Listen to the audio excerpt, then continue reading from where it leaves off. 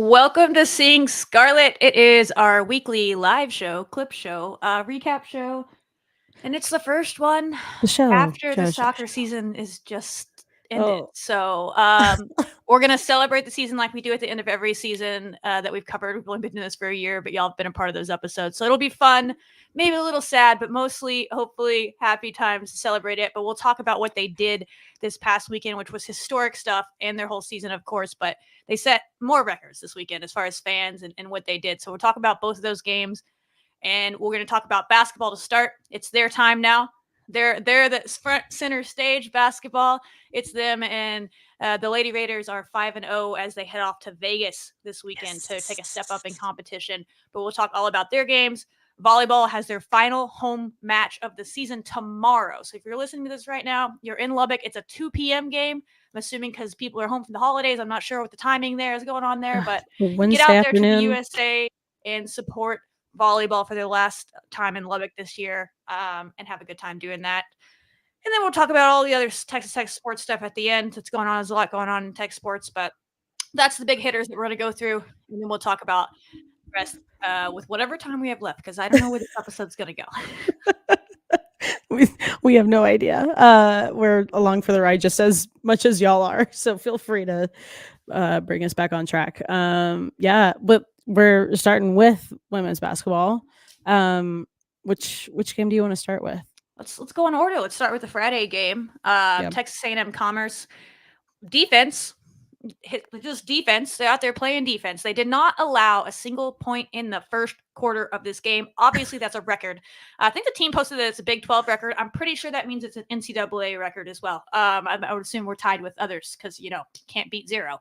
So that was cool, and that just shows kind of what this defense is doing. You can go back and watch all these games because we didn't get to watch this one live because it was at the same time as soccer, but did go back and watch it, and it's just fun watching them play defense. And obviously, the competition is going to get better as we move on, especially this week. They're heading to play some Power 5 team in Rutgers and Santa Clara over in Vegas, but it doesn't really matter who you're playing. If you hold them to 0 points, that is impressive. So I think we just got to start to be like, yeah, they have pretty good defense until we're proven otherwise, is kind of where I'm at with it.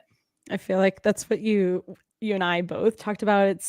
Can we be excited about this? Like, yes, like, a little skeptical, but yeah, it's just so refreshing to see this defense heavy attack in such a hype way. And we'll talk about it, and I'm sure like some of the clips and stuff that we have.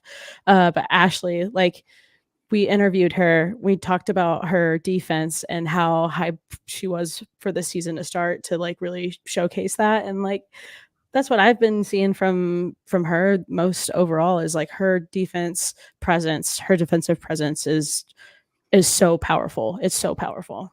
Yeah, she's kind of the leader there. I think of the mindset change of this year. She's getting the most minutes she's had all of her career at Texas Tech for sure, and I don't think that's a coincidence in the sense that our identity has shifted this year to, hey guys, we know that defense is how we're going to win games, and we'll talk about last night's game in a minute, and they won that game because of defense, not offense. Yeah. So I think that, yeah, she's kind of the leader of that. She has that mindset. We talked to her in our interview. Go listen to it, and she the other players on the team are buying in. A lot of them have that same mindset. Kyla loves defense. Kyla Freeland loves defense, and you see her doing that. Jordan Merritt is just a menace on defense. She's just so casual and chill out there on defense, but she's just swatting people's shots, stealing the ball. She's doing everything. Bailey Mottman has really bought into defense this year. We'd have to ask her if she loves defense. She looks like she loves defense this year, the way she's playing. She's sure good at it. At defense loves her. That free safety spot she's playing in the press, she's perfect for that. She's athletic. She can make reads. She's killing it.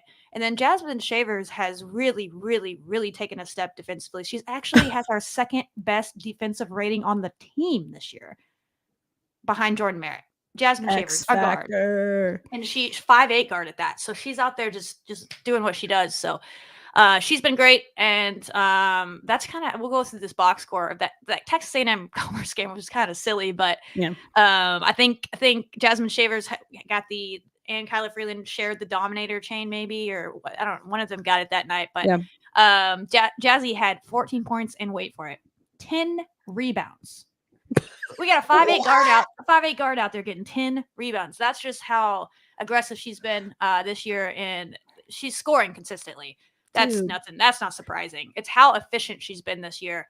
And she scored 14 points without a single three. She was actually 0 for 5 on threes in that game and still managed to get 14 points. So I love what Jasmine Shavers is giving us this year. Every single game, she's just going out there. It's what we saw last year at the start of Big 12 play before I was she just kind of about to got say injured that. to lateness. Yeah. And it's just on another level because she's doing it defensively too.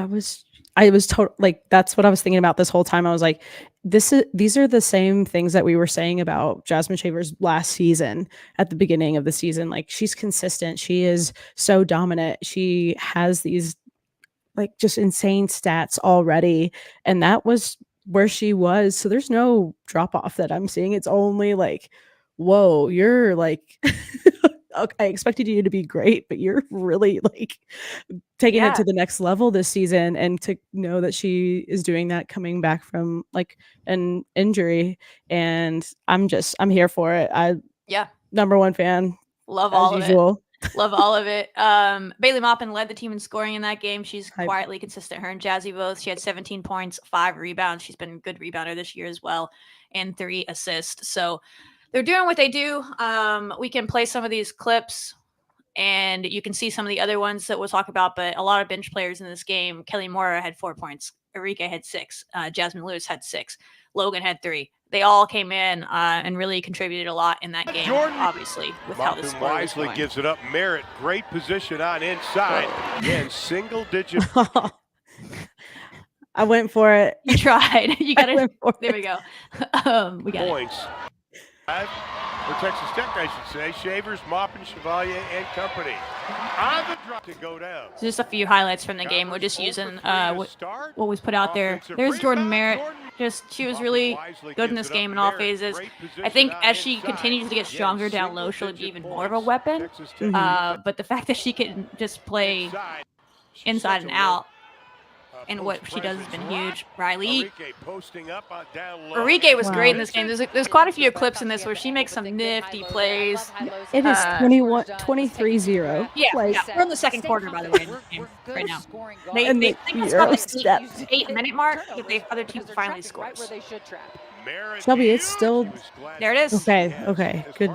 I was like 27, so 27-0 run for Texas Tech against to start the game. To start the game, like, and I know we're gonna keep talking about this, but it is so obvious that there is a team effort here, and that is such a part of their identity, and we'll talk about it too here about Bailey and Jazzy in particular, but like.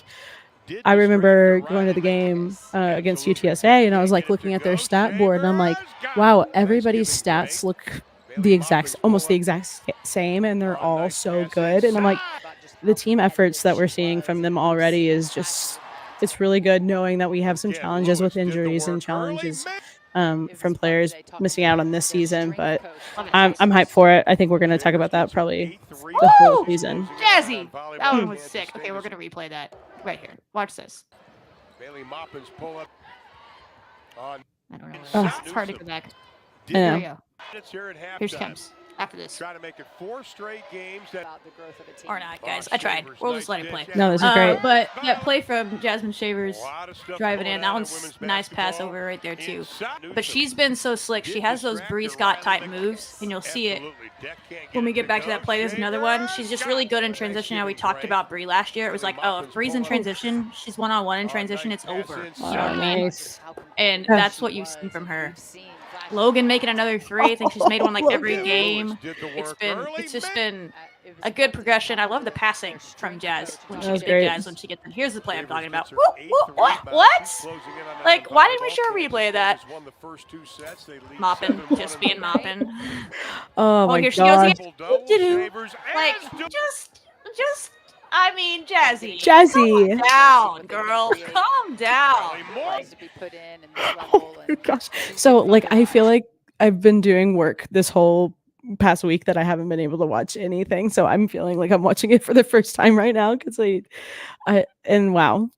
Yeah. Brilliant. So that was the highlights from that game. Again, we didn't get to watch it live, so that's why we don't have like a bunch of notes on it like we do for the other games, but I went back and watched it, and it's just fun. I mean, the opponent was overmatched and all that, so there's only so much you can take from it. But stuff like that highlight you just saw, that works against good teams. Good teams can't stop that play again. Like those are two separate possessions. They look very similar, and she's just carving up the defense right now. So you love it. That type of passing, great. There's a lot of good stuff in this game that you can take from, regardless of it being as dominant of a mismatch as it was. But they just played great, and their defense, you just got to believe that it is what it is at this point, is what I'm going on. And I think it's going to allow them to a little to overachieve a little bit with the roster they have, with the injuries that they've had. Is if they keep buying into this defense, they have to keep buying into it. And I don't see any like signs that they're not. They seem to love it. Yeah. And they seem to get better every game. This next game, we'll just start talking about this next game. UTSA, you were there in person, so you can speak to it a little bit more. But watching it on TV, the press is getting to the point where they're kind of looking like they're a little bit more on a string now. Like when they step up this way, the back person steps over here. Like they're getting the rotations down, and they're starting to look like a team that is pressed a lot. And that is why I love what they did against UTSA specifically. So to move to that game, it's a much closer game, right? They win 63-58. It was a good game for them to have before they move on the road to Vegas. And in this game, UTSA handled the press at times, and that's going to happen. We're not going to Texas A&M Commerce people when you get to the Big 12. You're just not. And and so you're going to have where 3 or 4 possessions in a row, maybe the opposing team breaks your press. But if you're going to be a team that full court press is your identity, havoc defense is your identity, you just have to be like, yeah, that's going to happen sometimes. But you can't let that force you out of it. And that is how you stay in games. When you shoot worse than the other team. UTSA shot better than we did. They had more field goals than we did. They had more rebounds by a wide margin than we did, and we still won. It's like the math doesn't math. How does that math doesn't math until you see that we forced 31 turnovers and only had 14 of our own. That's how you make up for off shooting nights and nights where the other team is they're just making their shots, right? Because they didn't get too many shots because we were making them turn over, but when they got them, they were shooting a pretty high percentage. So that's what I loved about the UTSA games. First and foremost, as a fan, it showed me this is our identity, because it's not just we're going to do it till it works thing. We did it all game. We got beat 3 or 4 times in a row. We came back. We got 2 turnovers in a row the next time. We just kept at it. And if you're going to be a full court press team, truly, you have to stick through it when the other team's beating it. So I think that was one of my favorite takeaways from this game. Yeah, that's what we saw.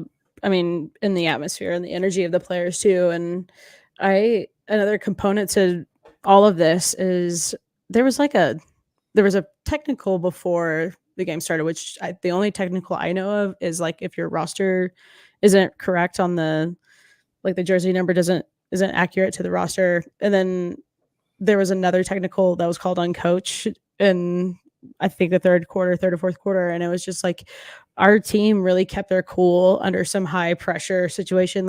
Yes, it's UTSA. A lot of people think they're a layup, but they're not. They're a pretty good team. The heat. They were really, really good for us to be tested, and we kept cool. And there were some tough calls, and by officials, whatever. The players were visibly frustrated at times, but they were able to recenter and battle through that to keep calm through that. We know we have to be gritty through this game. We know that's how we're gonna win, and that was really cool to see. All of them really dug deep, and that's how we got the win. And I'm stoked to see that too. So I'm with you on that. Yeah, it was our first chance. I mean, the Tarleton game, there was a bit of adversity, but I feel like the Tarleton game, Tarleton's a solid team, but I think a lot of that was we made that a game. You know what I mean? We had mistakes that we shouldn't have done. In this game, we were missing shots, but we were still getting the shots. But UTSA was making plays. They were in the game because they were in the game, and it wasn't necessarily us. And they were forcing us to play against adversity. And I never saw the team panic. And for a team to be this young and not panic in that way is impressive to me. I didn't see Gerlich, for instance, didn't have to panic and call a lot of timeouts. It felt like sometimes even last year with the veteran team, we go on runs where we were just giving up 10, 12 in a row, and she'd just have to call timeouts, and then it wouldn't change anything. And again, this is UTSA. they're good, but they're not Big 12 opponents, and we'll see if that carries over. But that was something I saw, and especially Bailey Maupin and Jasmine Shavers as well, as we'll start playing highlights in a minute. But they're both just calm throughout the game. They didn't get flustered, and they're sophomores. And so those are going to be your leaders. Jordan Merritt is just always calm. She's Alex Kerr in that way. Does she have a heartbeat in a sporting event? Put a heart rate monitor on her. She's just chill. And we have a lot of players that are just very even kill like that. And so I think that'll help in games like this, because I personally don't think this last year's team wins this game if the shooting and the rebounding stats are the same, because last year's team couldn't play defense like this to make up for it. And so when you have these nights where it's like, good gracious, we can't shoot anything, you know what I mean? We just can't get it going. You can still win is big, especially for this team where we are in their journey, to be able to find different ways to win, because it's like that winners win mindset kind of thing. They did that in this game, and I loved it. That kind of gives me chills thinking about it. And I think while you pull up some clips too, it was nice to see Jada show up, and I know she went off the court I think it was a couple games ago, maybe last game, a couple games ago, and it was a while ago, and seeing her return and scoring some points and showing up in a lot of different ways. It was nice to see the return of her too, of okay, cool, we know who our full roster is going to be. How can we get the lineups that we need, what we need to do? And it was really nice to see. Yeah, I agree. Yeah, I think when we show some of their offensive highlights here in this, Jada making a 3. It's her first 3 of the year. That's when we brought her over. She has the cleanest stroke of anyone on the team. It's just beautiful to watch. So truly. To start some clips, we love some Ashley Chevalier on this podcast, and usually we're talking about her. We're usually talking about her defense. Oh, she came out to play today. Oh my gosh, dude! And that's important, because there's going to be teams that are like, okay, just we don't have to worry about her, which is just silly, because she can score. Try her. You're going to give her this much space. And so she said, you're going to give me this much space? I'll just shoot it. And so this was 8 points. She had her season high, 3 away from her career high as a Texas Tech player in this game. And I loved it. She popped off. All of her scoring. She started off the game with Chevalier with a jumper from about 15 feet. Great. Oh, space. First 3 to start the game. Run tonight. And Ashley Chevalier. Back-to-back jumpers for her to start. And then her defense leads to offense, of course. Oh, yes, I remember this. Chevalier? Yep. I was like, okay. Right on her side, and Chevalier with her 3rd field goal of the ball game. She gets another steal here. Oh, what a heads-up play. What? Ashley Chevalier. You just loved it for her. You just loved it for her. She's just playing her best basketball as a lady. If I was playing against Ashley and I went to a timeout, I would be like, this is so annoying. She was in everything about basketball. She just had a really great run here in the first quarter to set the tone, and that's what we know. That's her. We needed that, because menace. Their game plan was clearly they were keying in on some of our other folks and giving her space, and she said, okay, bet. And she just scored 8 points there in the first quarter to kind of to stem the tide, because we started a little slow, and let us stay in it. And that is so huge, because that's not necessarily what she's known for offensively, but she did that in high school, right? Just college is a different game, and she's getting back to who she was. And she talked about that in our interview, and you're going to see that more from her. She definitely can. She can score when you give her space, especially in the mid-range game. So I love it. I love it. If she starts hitting threes, she had a few threes that looked good, clean off her hand. They just kind of rattled out. When she starts getting those to go, that'll be huge. That'll be that's one of those can take this team to the next level. But I think the mid-range game from her is even more important, because people are going to give her that space this year. So I love that from her. And then that also allows her to do what she does as a passer, because now they're going to have to be I can't sag off you. I'm going to have to get up on you. Now she can blow past them, either shoot the layup or dish it to her down low. So that was an important. Shelby, stop telling everybody their plays. That's nothing groundbreaking, I promise you. But it's so that is an important thing to see for the progression of this team as we start playing better teams, as we move forward here and move on the road. So love that from her. Was big. And then this play is just fun. We gift it. We love this team. They're also chill, but they also will celebrate. They're more on a string. You see them getting better and better. Count the I love Bailey play runs over. She's and a like, foul, waiting for it. She's like, possible 4-point play. Gotta do it. And then she did it. She's like, all right, I'll help you up now. do it. You gotta celebrate. do it. Okay, and cool. then I'll help you. All right. Okay, yeah. What's So the password? love that. Okay, That's the second thank you. 4-point play we've already had in 5 games. One was Bailey had one to start the year, and Jasmine just. Oh, dude, the Jasmine just had another hype. one. I So am just they got elated. those two just have so much like confidence right now. And what a and huge you love pass it. from Bailey. Like she passed that from like well beyond the opposite side of the court. No bounce. Like that's what needed to happen. The timing was perfect. Bailey knew, and like of course she makes it, and Yeah. she's the first one over there to be like, "Let's celebrate. Let's go. Celebrate. All right, let's go. Let's go make the free throw. That's right, Yeah, Bailey. We'll, like we'll talk more shout about out. Bailey in a minute, but that's spot on. Her Jazzy, passing girl, this year, she keep leads the league doing in it. assists, and where she's going to keep growing is like in the half court as Yeah. a ball handler and a distributor. But her distribution in the full court game, she's had a number of plays just like that, and she can cross court it. She can throw it one-handed from half court down to Kyla Freeland. She did it a couple games ago for and one. She's done it she dribbles it up the far side, cross court to Jazzy, all the way across the court for a 3. This one was almost all the way across the court for the 3. And most importantly, it's right in the shooting pocket. Because if she doesn't get it right in the shooting pocket, that's not Good a 3. point. She doesn't, that defender has time to recover and she doesn't have time to shoot.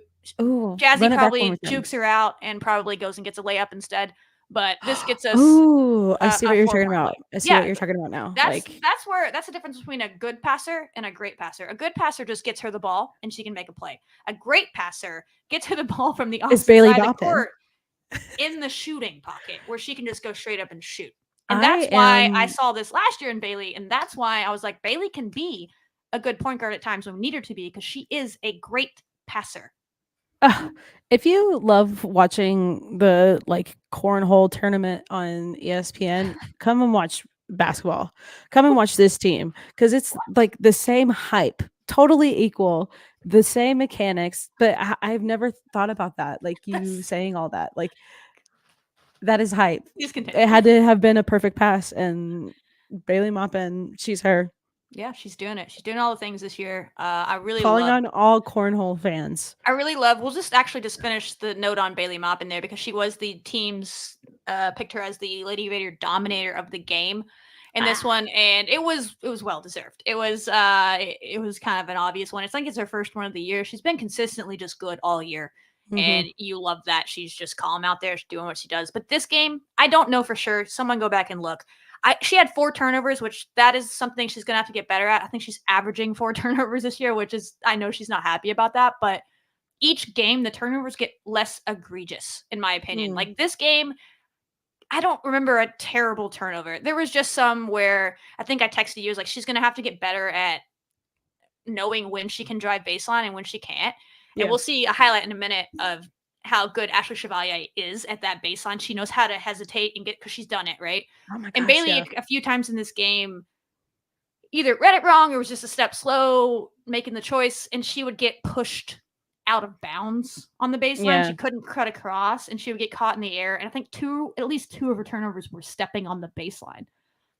Those are just like mental, okay, I just can't put myself in this situation. Yeah. It's not a sense anymore where she's like getting it stolen from her in a ball handling thing. That was kind of the first game of the year. She's getting better every game at that. But outside of that in this game, I thought she was great. Like she, especially in the second half, late, she was so even killed. She was a leader out there. She never looked flustered. She played 38 of 40 minutes in this game. Didn't look tired. We're full court pressing, mind you. And she didn't look tired.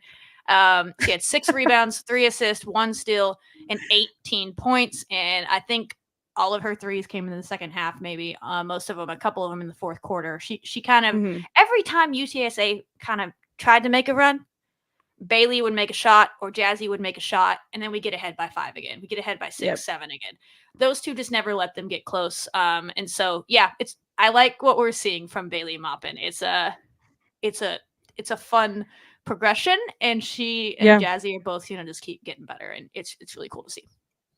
Yeah, I remember being in the stands like when they were getting those fouls. It was like, this isn't us. Like we know that they're better than this, and just like letting The fouls were silly. whatever.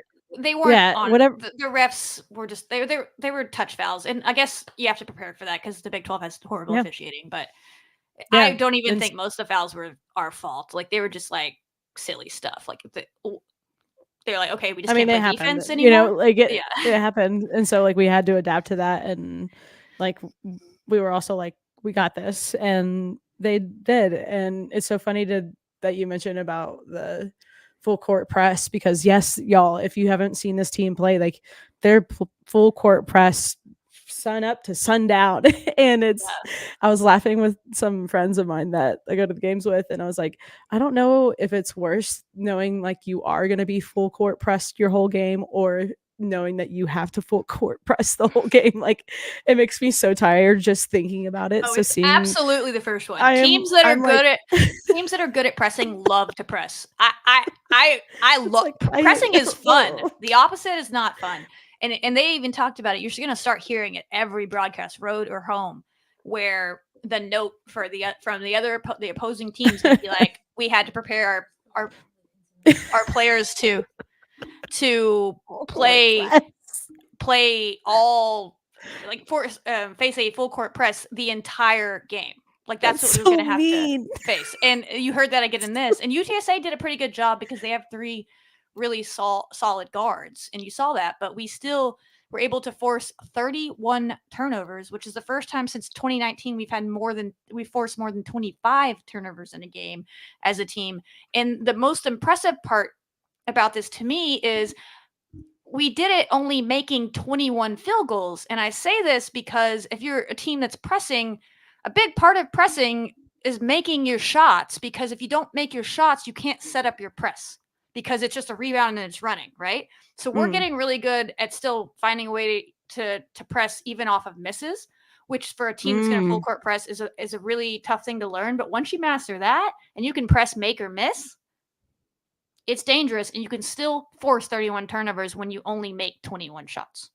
Is that making sense? Wow. What I'm saying? Oh, it So is. I am was in your impressive brain to right now. me is that you're still able to force these turnovers even when you're not getting a chance to really set up your press in full. You're having to jump into it off of a rebound in random places on the court. It's almost like I've always seen teams prepare for like, how can we really elevate our strengths? Like we know we can shoot, or like whatever your number one power is of your offense, or whatever the case may be of your team. But like knowing some of the challenges that they have and how they're adapting, and like it's so interesting to think about a whole different layer of this, and what they're showcasing to us already early in the season. It makes me really hype. So thanks for letting us be in the Coach Shelby brain. That's a fun place to be. It's like Plankton on the. Didn't he have something like a little brain thing? I have Anyway, no idea. SpongeBob. I'm here for that. I'll take it. Sorry. A few other notes. We talked about Bailey and Shavers. They're actually the first duo in 20 plus years for the Lady Raiders to have 2 teammates on the team score in double figures to start the season, first 5 games of the year, which is kind of silly. So that shows the progress of this team and where we're moving ahead with them.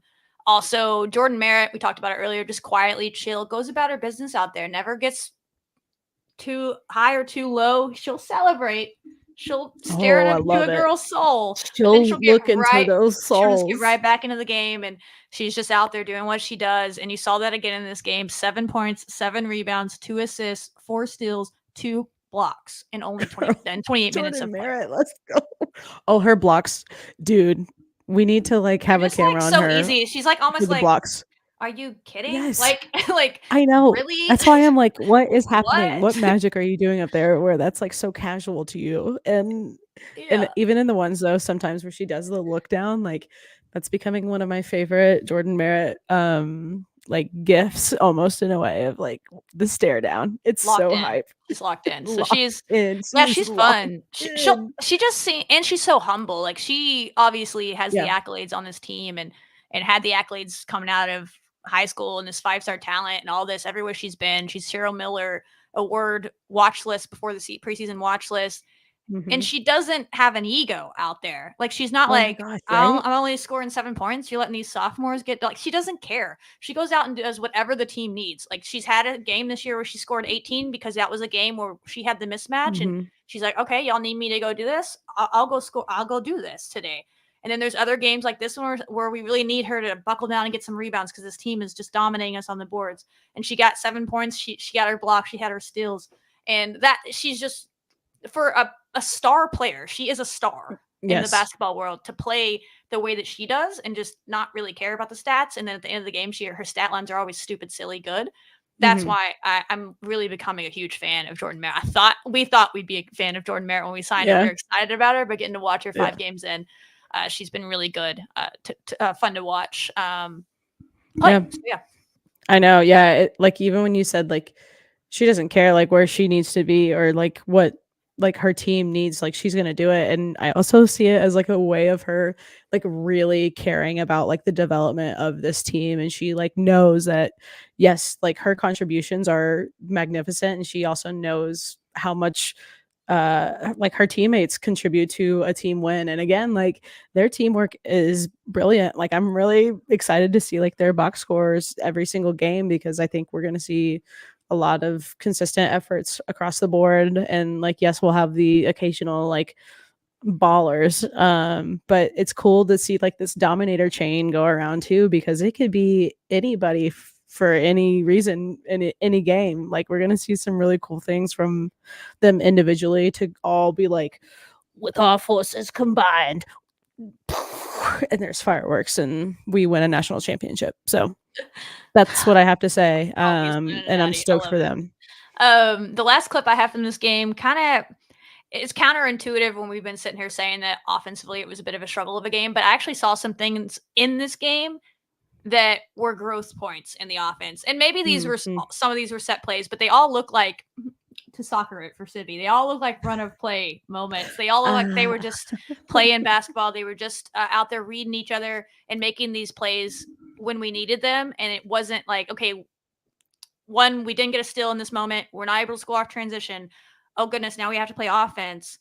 We don't have a set play drawn up. We just got to play basketball. What I'm saying, and all of these clips here to me are just them playing basketball and getting nice scoring opportunities and finishing them, which I think is good to see moving forward for this team, because they do score a lot off of press. We need to be able to score when we're not getting those turnovers as competition gets better. From 18, got it.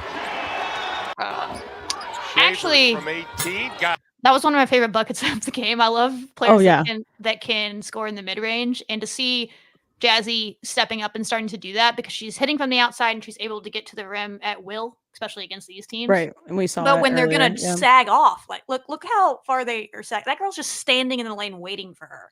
Oh my And gosh, so she says, she's try like, me. okay, bet I'll just shoot And right Jazzy here. said, I'm She gonna nails pull it. up, jump Shavers this. from 18, got it. That's a huge development for She her goes game to if she can double consistently hit that shot. Shavers, And Here's then the Shavers full court again. jumped out. Great pass to Bailey. This In is the her. corner, mopping, rattles home the They don't- Was that three. the kiss, the three That's the kiss to the the kiss of moon? death 3. I Kiss don't know of why death. we don't have a Chevalier better hesitates. highlight of that. I was hoping the team would post it. Merritt, Look nice at that ball movement. Oh, let's watch it again. Hit- Oh, this Oh is my one. gosh. Here's the kiss of death mopping, celebration. rattles home Oh, the Bailey, three. like, tell the world, girl. Let's go. This next play, I kind of mentioned it earlier about how Bailey is kind of getting herself into trouble on the baseline. Ashley Chevalier is great driving the baseline. Watch her hesitation on this right here. Hezzy Chevalier gets that space. hesitates. She gets through, finds a person at the top, Merritt, and nice then ball Jada gets the to do what pass, Jada the does. swing. Jada has the prettiest shot. Jada. The Jada prettiest shot on with this her team. first three of It's the just year. art. Backs it up Good for with her. And as Let's Jada go. gets her legs under her more and gets up to game speed, because she's been dealing with injuries like we talked about, I think by conference we're going to see it completely different. Jada win, and she's going to start getting more opportunities. So I love that. And then this is just Bailey mopping late in the game. The UTSA, you'll see the score here is 50-54. They're climbing back in it, and this is the stuff you want to start seeing from Bailey, where she knows the moment. She says, okay, I'll just create this on my own. A nice little step back 3. drains it in this girl's face to give us a 7-point lead. Launches with 5. Nothing but Easy the killer. bottom Easy of the killer. net. That's sophomore. It's crazy. It's crazy. And Oh, the then cutback. yeah, there's two I think back-to-back Strong plays here move on the where we inside. do back cuts, and that's a staple of this offense, and it has been. These to me do not look like set plays. They're just reading the Oh my defense here, gosh. Yeah. and that is good. Shavers, This is like strong these move two on are the just out there inside. hooping, and they see that they're overplaying them, and she gets Shot it to a free her. line, So she can handle the ball. I love We've it. seen I love it. I love it. They're out here hooping, you said. 70 I'm so seconds stoked No, for that's that. exactly. They're I just out here know. hooping. Here it is again. Bailey dish Oh. Jazz. That was another one Inside, Dish it. Shavers to got really away put the with a game little away bit of there. push. It was a 5-point game, and Oh those my two gosh. just reading, Just- and that was such a 70 great pass from seconds left in the Bailey. ball game.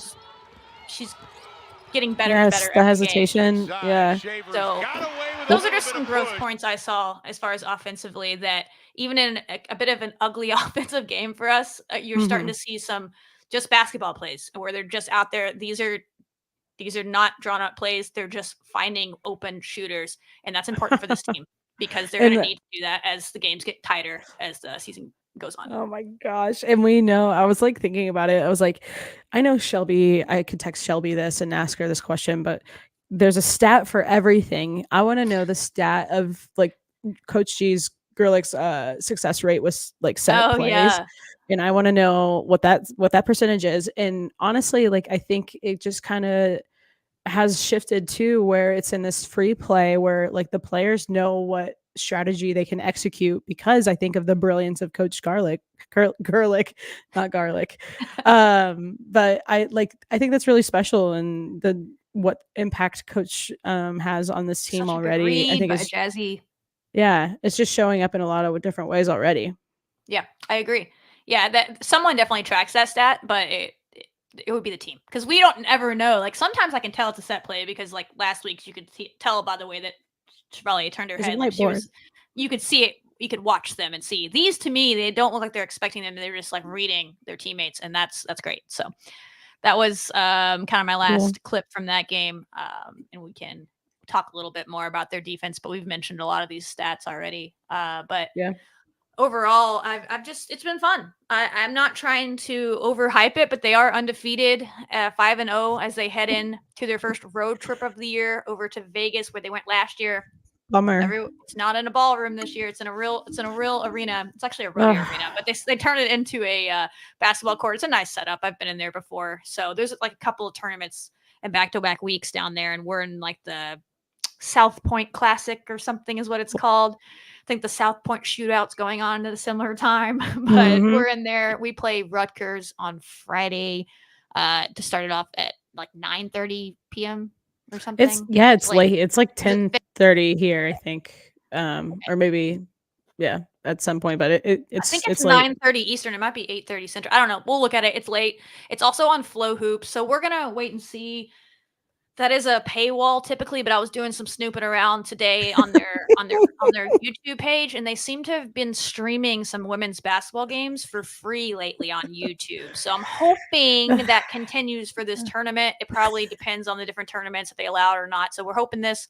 If not, maybe we'll get creative and find a way to watch it and let y'all watch it. But I really need people. I need people to know that what y'all just experienced, and I think maybe I've talked about it, but that was a Seeking Scarlet moment. And that's when Shelby puts on her like monocle and she has a pipe and a fun hat, and she's like, I put all these clues together and I believe that we can watch it through Flow. I got you, y'all. Y'all, anytime y'all hear that happening, just know, this is a Seeking Scarlet exclusive. Seeking Scarlet is exclusive. the key, and I'm so happy to experience that with you. The little emoji with what she described.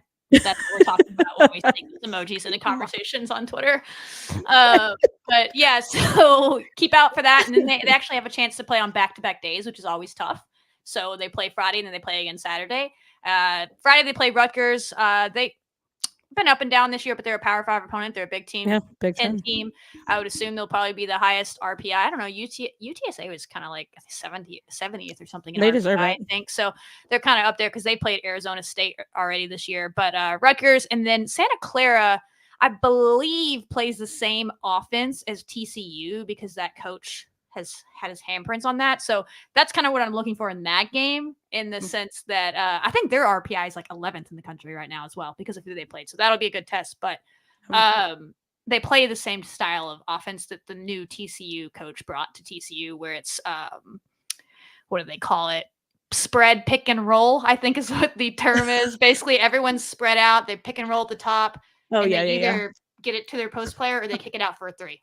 So that'll be a good test for our defense and the way we play. And maybe they just won't be able to get the ball up the court, so they won't ever be able to do that. Would be hopeful. So both those teams should be fun to play as we move forward. And we have a bunch of stats on our defense that we kind of talked about, but just know we'll do like a whole analytic breakdown in the future. Like y'all, this episode's already going to be long, so we'll save some of that. We'll probably post it on Twitter, but our analytics are a bit stupid right now defensively. Just know, like, 20 points better defensively than we were last year, all of last year. Every single person on our team has a better defensive rating right now than the best player last year did. Yeah. Cliff Notes version of what the analytics are saying. We need to get into some better opponents to see how that shakes up as we move forward, but it is a very encouraging sign to see. It's the best defensive metric so far in the Gerlich era by far. Cool. Yeah, that's like another thing too, like this being such a really good, true version of what the Coach Gerlich era is going to be, and knowing like the resources that she's been able to have access to this year that she hasn't in previous seasons, and we're going to see it. So I'm stoked. I think you're right, and every time, because I'm always going to agree with you, Shelby. But I am excited for them to like get to go to Vegas and have a good time and play against teams that, teams that they're never going to play again. Like I went down after they won against UTSA, and I was talking with McKinney. I was like, great game. Like, and she's like, oh yeah, like we're going to Vegas. And I was like, oh yeah, like, yeah, I'm just getting back to reality. And I'm like, that's going to be so fun. She's like, yeah, like go. And I'm like, dang, there is a direct flight from Lubbock to Vegas, y'all. So if you're I know. Oh, Alex Root, our loyal Lady Raider fan. Shut Twitter up. Is fan. Alex going? He's going. Talk to him. Get on. He tried to get me to stay and go. Can I just got back. I was flight? in Lubbock for like 10 days. And he was like, are you sure you don't want me to stay and go to Vegas on Friday? I was like, oh. Shelby, how did you deny that? What? He wasn't offering to pay. He was just telling me to go. You are so strong. I don't know. Hey, what that never say never. Like. It's not till Friday. Let me look at the flights. Let me know. Take a look. I was going to be flying to Provo this weekend, and I don't have to do that. We'll talk about it. So maybe I'll fly to Vegas. Probably not, but yeah, go to Vegas. It's a fun trip, obviously. And it's at the South Point Arena and Casino, which is a kind of an old school casino there. I'm very familiar with it from the NFR. Shout out National Finals Rodeo. That's where they do the buckle ceremony. Shelby's a big Vegas gal. Maybe we'll do Texas Tech rodeo coverage as the season gets closer. Oh, that's right. I forgot about that part of your life. I know. So cool. Yeah. What do you want to talk about next? I guess it's time to move into soccer. Our friends over at soccer. Are you mentally prepared for this? Of course not. I've been unwell for days.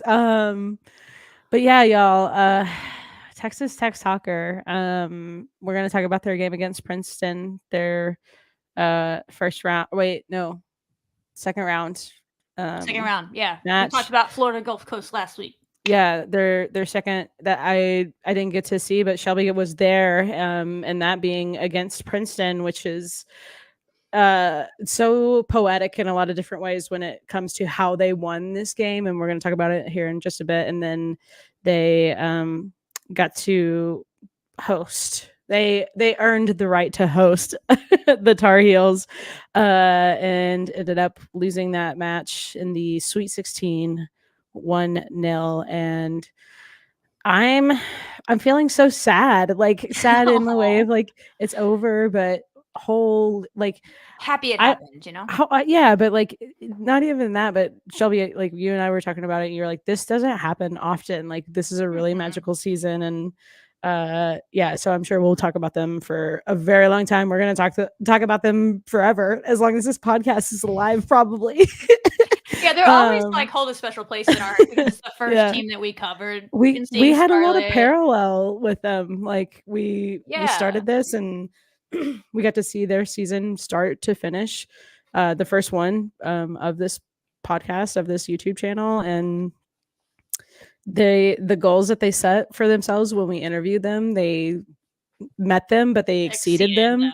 Yeah, and it's just like, wow, we got to be a part of that since day one. So it's like, I'm sad that, like, yes, it's over, but oh my goodness, I am so grateful that we have had the chance to cover them and really lean into the story, because that is what's truly the best part about this season for me. So we'll talk about, like, do you we'll want to talk start probably Princeton? more about the entirety of the season here in a little bit, but let's talk about the games, because we're always going to give them have their to be shine. talked about. It kind of sucks the way that's just, I mean, it's like that in basketball too, the tournament, you know, you win this big game, you got to play, and you get one day to like prepare for the next game. And so, but Princeton was a huge win. It's one of the bigger wins in program history, because it got onto only the second Sweet 16 in program history, and they got to do it at home in front of the largest crowd in program history. There was a lot of first in program history with this team this year, and that continued this past weekend. That's the loudest I've ever heard John Walker. Sibby's been there this season for a lot of big moments, so I'm sure you've heard it. Really ecstatic. But winning in PKs was, the place was buzzing, and there was almost 2,500 people there.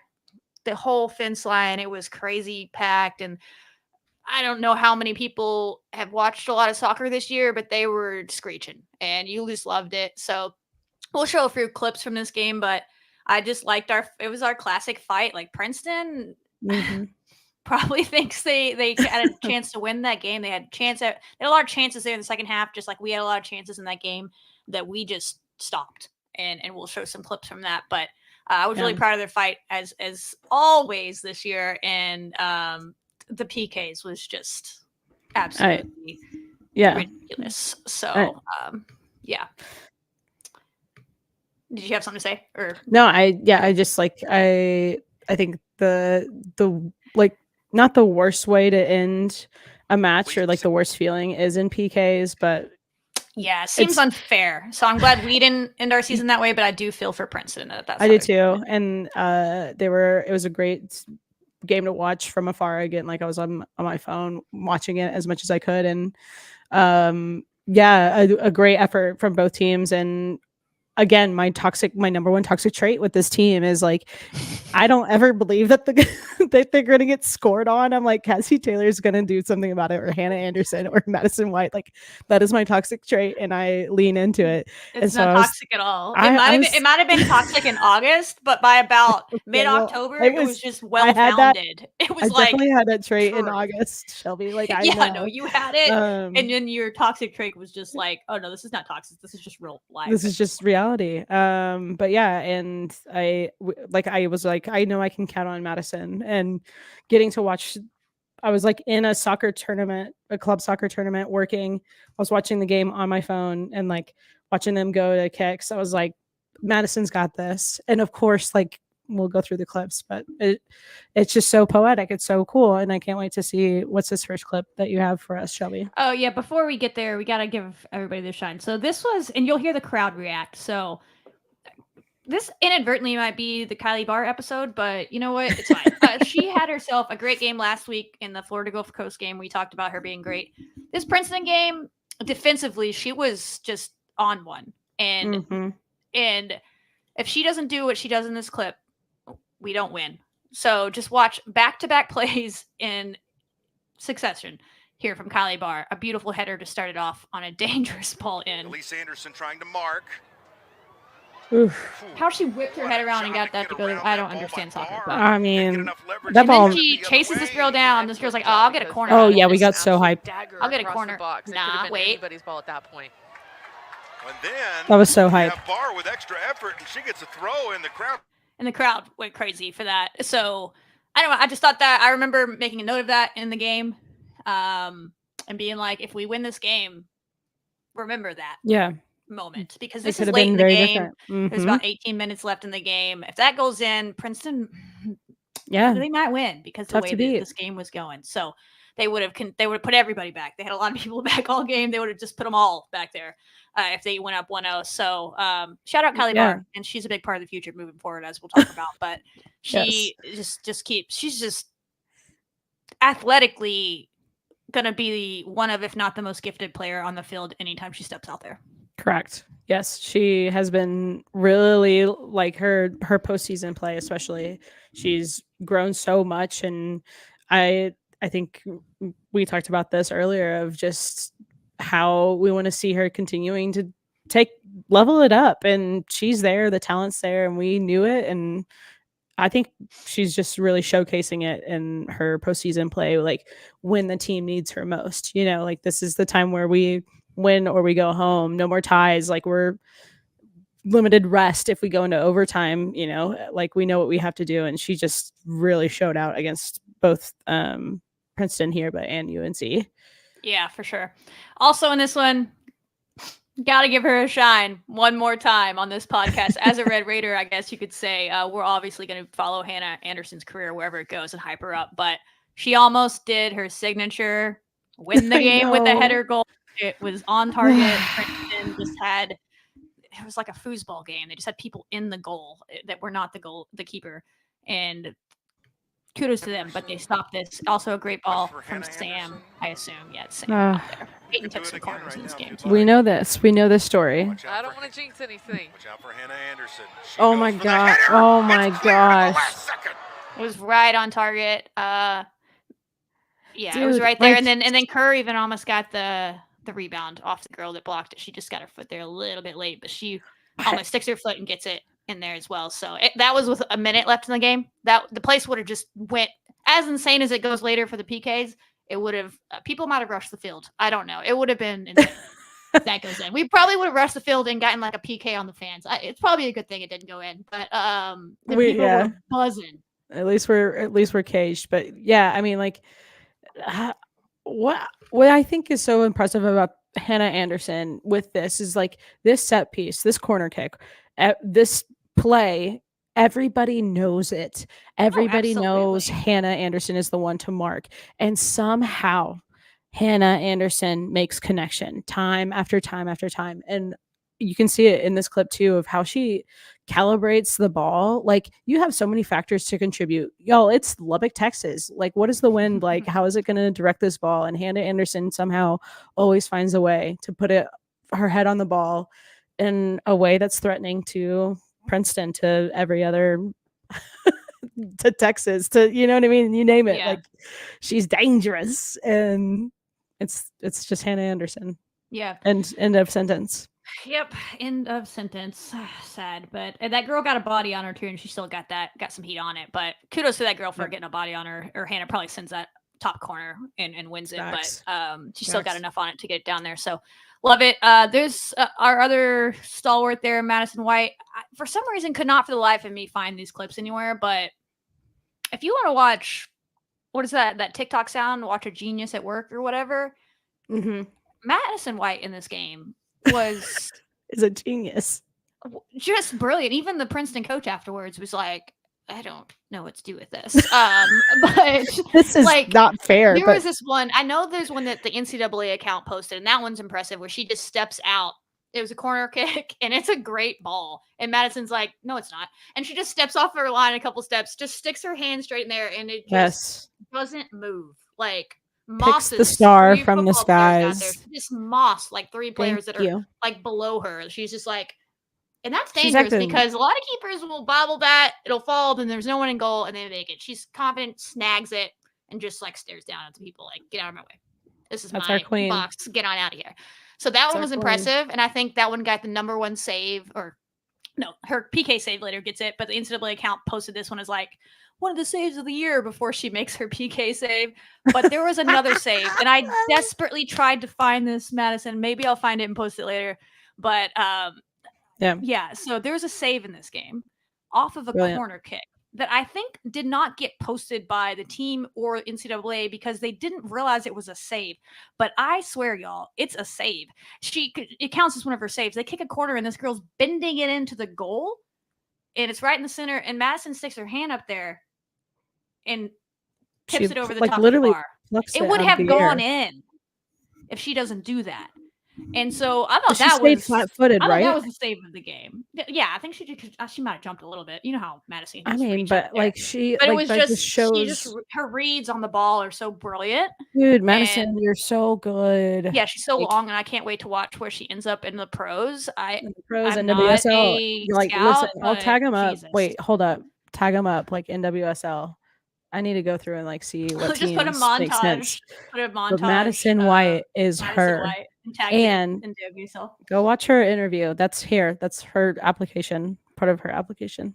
Anyway. Yeah, and then you want to yeah. hear? We'll talk more about the UNC game, but that is a historic best coach of all time at the college level that they have over there, and he talks about how she's one of the best keepers he's ever seen, and how they had to change their game plan, which you just Because don't of do her. in soccer. You don't really change the game plan because of keepers. They changed their Correct. game plan and how they went about it because of Madison you White, one of the imagine? greatest, if not the greatest, soccer program and coach in the history of college sports. Said this They had about her. to. So anyway, They had to we love you, create a. Madison. They had to create a Madison White offense. We have a clip from her in a minute on the PKs, Hilarious. but that was just this game. She had a bunch What of a queen. saves. There was a point there in the second half. I think the expected goals were like 3-1 in this game to What? Princeton. Like they had like 3 expected goals, and we had like expected goal of 1. And so, like as far as the shots they were getting, and our defenders, I both see. Hannah, Yes. Kylie, Madison, were just blocking them. Like Princeton played really well. So, and we got out of that because of our defense and our keepers and our back line. So, loved it. Anyway, so obviously because of our defense, because of their defense, it goes to PKs, right? We put this first one. We're not going to show everybody's PK, but they were all great. They all had big moments. When they all walked out there and stood in the order, we're all standing like, interesting. Okay. Because Hannah. Well, Hannah wasn't. Yeah, she was not in the lineup either. But Which is an surprising because interesting Hannah's choice. taken at least two this year and made them this year. And you need your experience to be So there. it was a So little that was bit, an it was a interesting. little bit surprising, but it worked out. Seeking Scarlet. The first, and this is something they work on, right? They've been working on PK shootout all year, and that's the order that they've been working on it. So that they knew what to do when this moment came. They send out all true freshman Sam Courtwright for the first PK, and I'm like, can you imagine, dude? Like the confidence you gotta have to be that person. Sam freaking Courtwright, of course. And then of course. watch this, and I'm like, I'm a little nervous until this moment. Blackburn 2 for 2. The announcer's talking about Macy Blackburn, but this is and, Sam. Princeton needs it right now. Like Let Princeton me just juggle this up to my hands. Most people just walk out there and pick up the ball and then move it to the spot. She's like, I'm cool. So I was like, oh, she's got it. After that moment, I was like, she's in it. Again, Princeton has a goal on top. Like this is a double we're already pressure. down 1. Sam Courtwright got it. Not only that, but she like gives the hips to bring the keeper to the dive to the complete opposite side, and she buries it. Yeah, she just had to tap it in. She didn't have to put any heat on that because the keeper was gonzo. But you can tell, dude, like her hips are. We can see like the full Texas Tech jersey. Like she is really good. It's really cool to see. We'll talk about her in a minute when we talk about in the future. But she's amazing. fun. And then she did this little celebration that I don't know who it was towards. So it was towards either someone on our team, the Princeton bench is over there. I don't care. But she gives a little like after she makes it. Thought it was a little bit cold-blooded of a freshman. I loved it. She goes, a little finger gun moment from the freshman. She was in it. And I can't wait. So, we have so much time to talk about Sam Courtwright, and I can't wait. 3 years, yeah. Blessed. I wish we had been around for the entire careers of all these seniors, but we are blessed that Sam Courtwright, Chloe Soto, all of them, we are here for it. So lots of moments from her ahead. But that was the first, that's probably her first postseason moment right there. And think about all the ones to come from her. So truly. Yeah. And speaking of one of those seniors, Madison White. We talked about in last week's preview how she did this in her last NCAA game before these happened against Pepperdine, I believe it was, went to PKs and won it. This was a little bit of a different PK off than that one. She got some early saves in that one and really was going. But Princeton was making good shots. They were doing the things, and we get down to this, and we really need Madison to be Madison. The kick before this, the player had missed. I think Madison might have blocked it. Anyway, she read it right. She dove in the right direction, but the shot went wide. Then we come up, I believe, and we miss ours. And so it's still tied. And it comes to this. So we're just going to play this clip in whole because we posted this on Twitter and other social medias. You might have seen it, but it's a compilation of this moment where she blocks this PK against Princeton to help win it. And our interview from back in August where we asked her about her mindset, and specifically, does she use any intimidation factors in it? And she's talking about that in this interview. We superimpose it with this clip, and you can literally see her talking about how she stares at them, and you can see them in the clip, how she's literally just like dead set staring, and this girl's trying not to look at her. It's hilarious. So we're going to disappear, but you're going to see us. Oh, this is so good. The past. Are you someone that uses that intimidation psychological factor? Like if you're in the PKs? So what I do is I just look the person in the face and I just stare at them. Ooh. Which Staring like contest. sounds stupid, but like especially like if you do it right, you just get that RBF on and you just stare. It messes them up. I swear it works. Yes. They keep looking and you're just like, why is this girl still staring at me? Yeah, because it's like they're trying not to look at you, they're trying not to look where they're going, and then it's just like, oh it's my very gosh, frustrating. Maddie. That is awesome. I don't want you to be in that position this year. I hope it's not. But like, I also can't wait. Yeah. We're gonna clip that and be like, look at our staring contest with Maddie. She wins again. Wait for it. Here we go. Save! Madison White save! Oh, she left the foot behind. Oh, I could just watch that again. Like, everything about that is case in point this season. There were so many moments that we were able to do a callback on, would be the official tournament media, where you could go back to their interviews, and Sibby said that at the start. It's like everything they said they wanted us to do and more, they knew. Like they knew who they were, and she's like, yeah, I do that. And she even at the end of that clip's like, yeah, wait for it. Yes. The wait for it kills me. Wait for it. It happened. She did it. She won us this game, along with Peyton, that we'll talk about in a minute, who had to finish the shot, but just clutch city. I miss her. Yeah. But I know we'll talk about them for so much longer, but the science behind goalkeepers has just been like top of mind for me a lot lately. And again, like, and this is the second round of the NCAA tournament, where if we also talk in that interview, Madison White like came into her career with Texas Tech to relieve like from injury from a player in the first round, and then second round like she like popped off and like had a great game. And so like this is like reflective of like where she first started her career, and then she has to show up big in this moment, and she did. And for her to like, she dove too fast, too quick, to where like her foot had to be the thing that like kicked the ball away. But like that, you don't see that, dude. Like that is hand-eye coordination, hand-foot coordination that is out of this world. It's funny. I actually can't wait to. We're gonna hopefully get them, her and Hannah, back on to the show in either end of this year or next year or something, for them to really talk about the season as we've done with like Bree and Kat for basketball. Get those seniors in here and let them kind of relive stuff, and we can show some clips. I want her to walk us through that, because it literally looks like she pauses. In slow motion, like stops her She's momentum. In the Matrix, y'all. Like stops her momentum and falls to the ground slowly while sticking her legs out, because she sees, oh, I'm overrunning this. I guess right, but this girl is a little bit whatever she's doing with it. So she stops herself. That is ridiculous athleticism. Truly. Ridiculous athleticism to be basically diving that direction, stops herself from falling.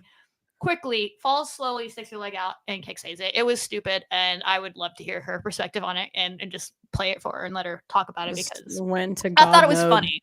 I thought it was a little bit funny, but also like, oh my gosh, what an athlete. I know. Wow. So in terms of soccer, if y'all aren't familiar, like this is a huge deal to make a save, and that sets you up to be the best out of 5 kicks, which we see with Peyton Parsons, and we haven't saw that coming. Besides the team, I know. I mean, they practiced these. They knew she was going to be in that spot all year. The whole team. And we just I did not see that coming, and I love it for her. We haven't really talked about her, because we haven't really seen a lot of minutes from her until like postseason play for sure. And the fact that she's the one that's taking this kick says a lot about how she's been practicing, how she's been showing up, and when we need it most. Peyton, you make this, we win this game because of you. And here's the clip of her doing the damn thing. Speaking of what you just said, Tombstone said that after the game. They didn't post the full press conference, or I didn't see it, but Need to I saw see the it. clip where he talked about why she was that person, and apparently Peyton is just like cold-blooded. She said she's like the most even line player on the team. He was unconcerned. This is why she's been in that spot all year.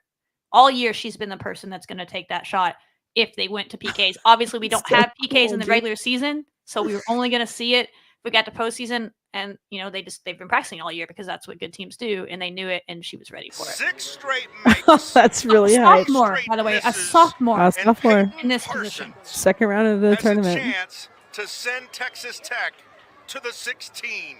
Oh my gosh, dude. Peyton Parsons. Keep dancing, Texas Tech. The keeper dived the right way. 16. Yeah. Oh. Peyton, how I don't know if you can special. see. Wait for Macy being carried in by a coach at the end of this. I don't know if you get to see it or not. Oh, there's the It was confetti that was hilarious. next to him. What an absolute classic. The place was bananas. What As a it time could be. to be a Texas Tech Red Raider Oh, you can now. see Macy's This out there right season now has being been carried by one of the outstanding coaches. so far for these players. And this Bridget is Going Bridget, to who's continue this Sunday who's talking, against the who University of played North on this Carolina program here long at John ago, Walker and Soccer Complex. The He's getting the premier game. soccer program in all of college athletics. We don't need to hear that. They're talking about who we get to play next. But yeah, shout out Peyton. Shout out the call from Jeff and Bridget. They did it great. And I think Bridget said on Twitter she was tearing up in that moment. Having to talk about it was tough for her. Totally. Because it was such a not bittersweet, but just an awesome moment for her to see. She was a part of the first team to ever do it. Now she gets to call the next team that gets to do it. That is, oh, dude, that's a so sports cool. special thing that not many people have probably ever done. Love that for you, Bridget. Big love for you, Bridget. Love that. And to talk specifically, you saw Sibby said the keeper dove the right way. There's a quote from Peyton after this game where she says she heard the fans, the Princeton parents in the stands were yelling to the keeper. I guess they scouted her. I don't know how they knew this, or they just read her hips, or I don't know what. But they said she's going top left. She's going top left. And Peyton's like, yeah, I heard her, but I was like, I'm going to do it anyway. And so the keeper dove that way, and Peyton just hit it in the spot where you just can't stop it as a keeper unless you're world class. Like, you're just not going to stop it. So she knew it.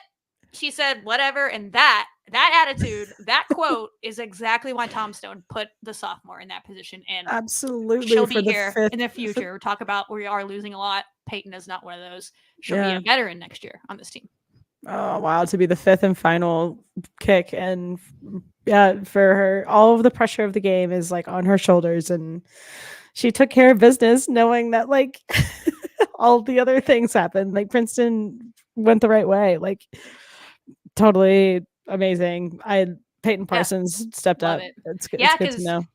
Yeah, we talked about that. I was immensely impressed because we expected Hannah to be doing that. You know, she's the one that's taken them this year. Maybe Peyton just wasn't in the game when we got those. You need in that moment. And she steps up there and gets to do it. So love that.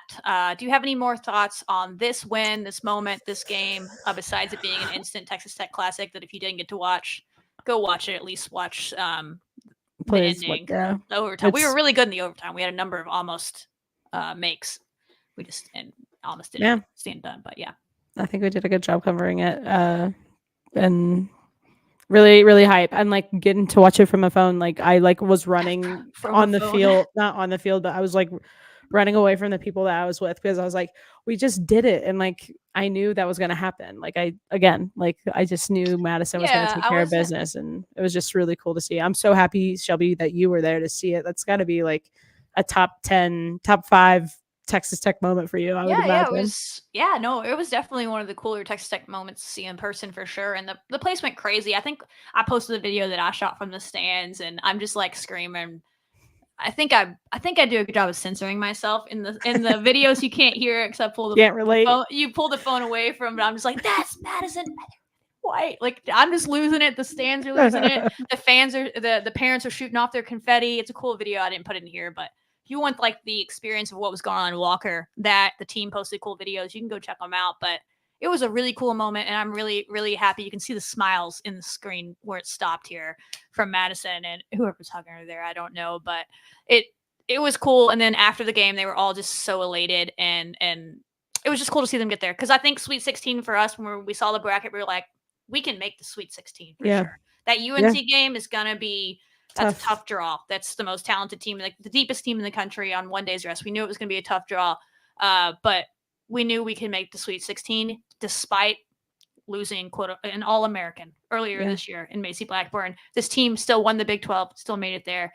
And then we will talk about the game because we lost, but we played toe-to-toe at times with UNC, who has like 20-something championships. They have so many their head World coach Cup, has U.S. like a women's national team players, other national team players for other countries on their team. Their head coach has like coached there forever, and he's lost career.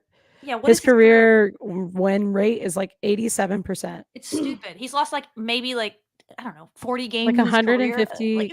Yeah, it's like something silly. 150 games in his 1,000 like 20 game plus series. Years. Anyway, like all of that to say, I think coming into this game, like I knew this was going to be really tough because of like we only had 1 day rest because it's all of the adversity that we have, and I can see us also winning this game, and there's definitely some clips in here that like we show that like this game. yeah, we time after time, like when we are a healthy 100% full strength team, we win this game, and I think a lot of the highlights show that. And I it sucks to lose, and we hate it, and that's why we love sports, y'all. And it's I think even though they lost, and I know that's hard, like how they showed up against this premier like program that we brought the Tar Heels to Lubbock, Texas, y'all. Like people who never knew anything, who never knew that Texas Tech had a soccer team. Like this team put us on the map by saying,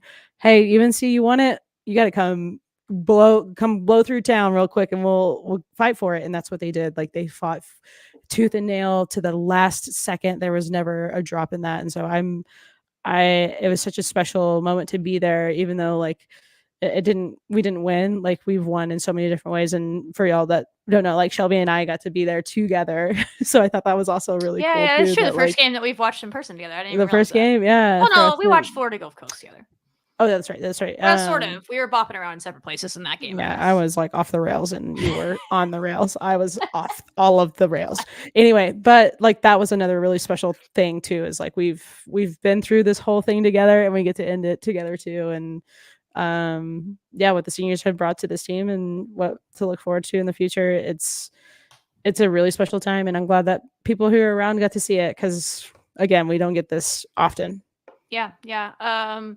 For some reason, if you didn't watch this game, I don't know why you didn't, but here's some highlights of some moments. You'll see some really great defensive stops from us and some really close chances. You look at the stats and you're gonna be like, UNC dominated. Like we didn't have a single shot on goal. We didn't have. They had so many more shots. So many, but all of their shots on goal were like, not all of them, but the majority were like Madison had such a beat on it that it went right to her hands and she stopped it. Yes. I mean, they were good saves because there's a lot of pace on them, as you'll see, but they weren't craziness.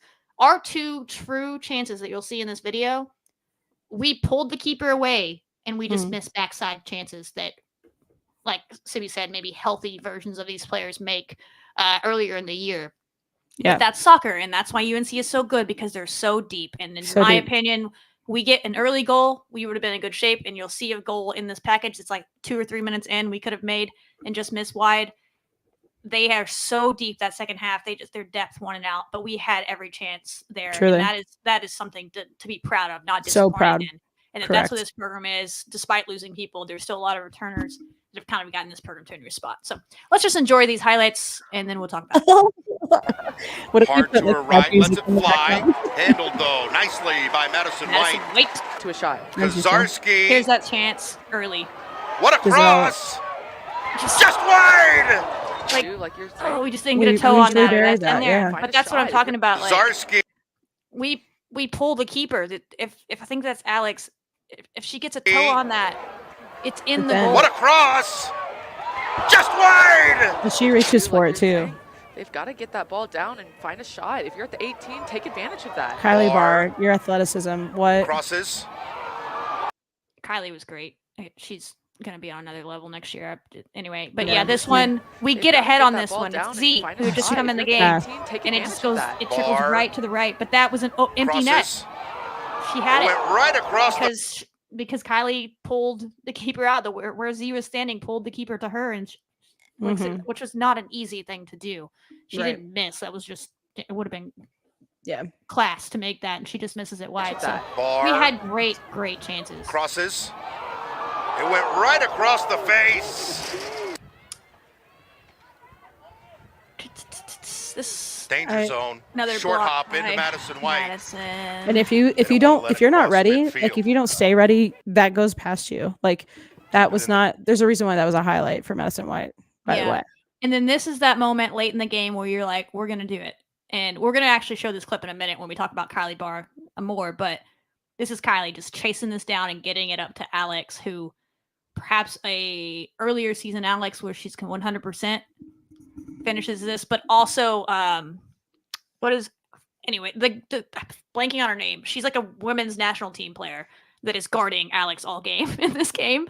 So she's seen this. She's seen this from international level moments, this type of play, and she doesn't let Alex get a completely free run. And Alex knows I got to take this shot a little bit earlier than I want to because otherwise she's going to block it.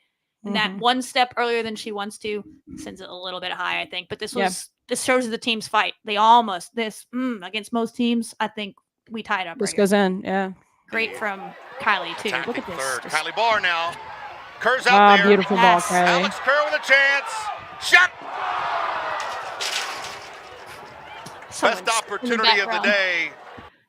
That was tough. that was tough, and but that's just again that defender that was on Alex really is world class. Literally, you'll be watching her play for the women's national team. Whatever, future stages. So that was not an easy matchup there, and she almost got it done. So yeah, I think that's what you'll see a lot. And if you watch the game, like we had these opportunities, we've had these like really close connections, and I remember I kept looking at the scoreboard and being like, are the bulbs out in the scoreboard? Like, how do we not have shots on goal? Like because of the shots that we did have, and like I get it. You just keep talking. I get it. Oh, okay. Yeah, you're doing what you need to do. Anyway, so like that's what you won't see, obviously from the box score, but they had a lot of opportunities, and we trust that attack from Alex because she does that every single game, like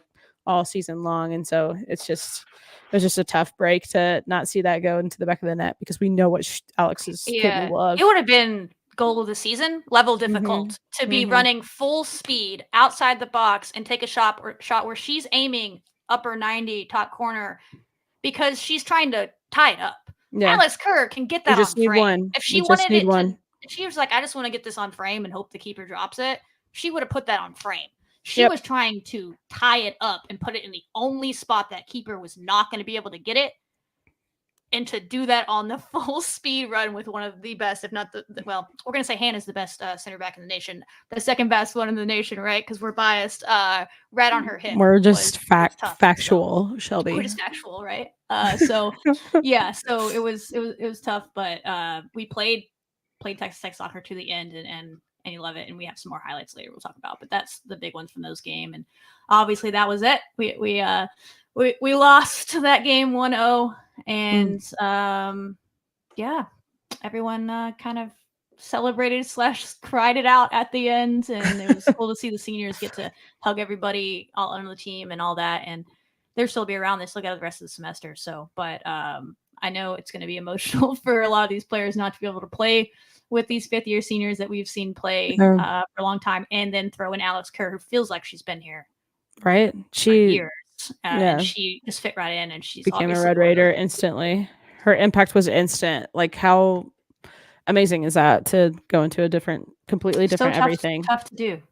Yeah, amazing. But yeah, I don't know. My summary on this team is they were just special. Like, I don't really have anything else like grand to say that we haven't already said, but it's just. They did everything they set out to do and more, especially the seniors. They got this program back. I know a lot of people started watching soccer maybe for the first time ever, and they're there's a lot of people that thought that was the farthest we've ever made it and all that thing, and that's fine. But this program has been here before, but it's been a bit, right? Mm-hmm. COVID really messed this program up, but people don't realize we lost a lot of people in transfers because that was a weird year, and it took a little bit to get them back, and they hadn't been there since 2019 when Hannah and Madison were freshmen on that team that won a game there. And not only did they get back to the tournament, but they made it to the Sweet 16 and dang near made it to the Elite Eight. I think against pretty much any other 3 seed. I mean, I'll take them every day, and we had a chance to do it against UNC. So they were right there in this team. There was no one in the country that I was like, we can't play with them. There's Correct. no one in the country. Like we Correct. won a 1-0 loss. Like it's Texas lost 5-0 in their game. Put it that way. Like we didn't get blown out in our game. We were right there and had a chance. And every single night, and we talked. Not something we harped on after it happened because that's sports. But you can't go without saying that they lost an All-American in Macy Blackburn with 3 games to go in the regular season left in Big 12 play, and they didn't really let it phase them as far as they just kept winning, and they won the Big 12. They didn't lose a game in the regular season. They were undefeated at home until that loss. That was a 14 game home game winning streak dating back to the previous year that got broken in that. And it's just a lot of special things happened this year that I'm not saying next year's team can't go to the Sweet 16 or even farther. But just the specialness of this team was really cool, and you don't get to be around that or to cover that or be a fan of it, which we're grateful to be able to cover and be a fan because it's our alma maters that we do this for. And it was just cool to see them from the jump, from the beginning to the end, to be around it. And I'm really grateful. We talked about this before. It kind of let me fall back into love with sports media a little bit, just getting to do content for this team because they made it so easy. Like I worked in sports for a long time, and at some point you just kind of get beat down by it and what you're doing. And this team just made it fun, and it was never difficult to make any content for them. You always just wanted to, for them, for their parents, for all of them. We wish we could have done more. Squeeze the orange is what we said, and we feel like we squeezed the orange as well as we could for this team, and we look forward to doing it for future ones as well. But yeah, I'm just really thankful for them. It was a great season. A lot of awesome moments that we will never forget ever. Yeah. So, and we'll probably talk more about this team as we get other guests on from the team in the future. But that's kind of my, I guess, thoughts on it overall. Yeah, I remember when we first and back in the summer, y'all, we were like it's getting to be the start of the school year, which means soccer season. Yeah, for me, and I know there's football. You've been talking about it since March. I know. But like that's been like my just personal passion, and I think like it was so cool to see, like again, like the interviews that we had, and like Ski and Scarlet grew alongside like these teams in this or these players, but also like with myself and like us growing as humans. Like I've seen just so many different parallels of this team, and I hope that they like walk away with knowing like the impact that they've had. Like this season is going to be such a memorable season forever because it symbolizes so many different things. And I remember even too, like again, when we were starting soccer season, I was like feeling really sad about the women's national team. Like I do remember that. Yeah. I was like, I need something to like get my love back to soccer because it's a beautiful sport, and it's also heartbreaking. And this team said like, all right, Sibby, we got you. And they did. They got me. Like they got us. And it got people that, like you said, that have never watched soccer or like felt a little and maybe like because they didn't know they didn't belong there. But we, I think, have done such a great job of sharing these stories and sharing information, and to a point where a lot of people who probably never would have been able to experience something that you might not ever experience again, like your alma mater, your school, whatever, like making it and doing the things that they did. Like this team is so special, and I echo everything that you said. Like to be a day one, it means something that like I'm going to carry for the rest of my life in a variety of different ways. And this team like won in my heart and like how freaking special. Like that's some powerful stuff. Yeah, this is a winning season. Only one team can win the whole thing. Only one team.